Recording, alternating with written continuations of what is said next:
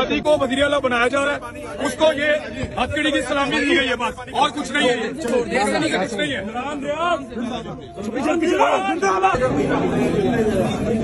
रास्ता छोड़ते जाना यार,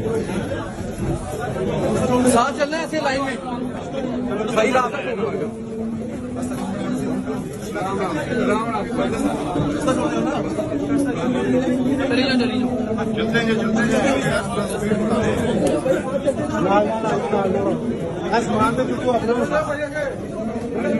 चलो चलो चलो खड़े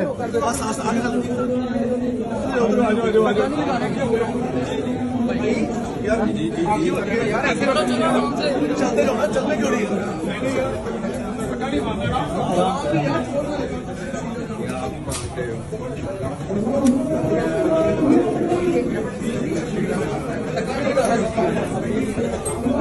चलो चलो चलो चलो चलते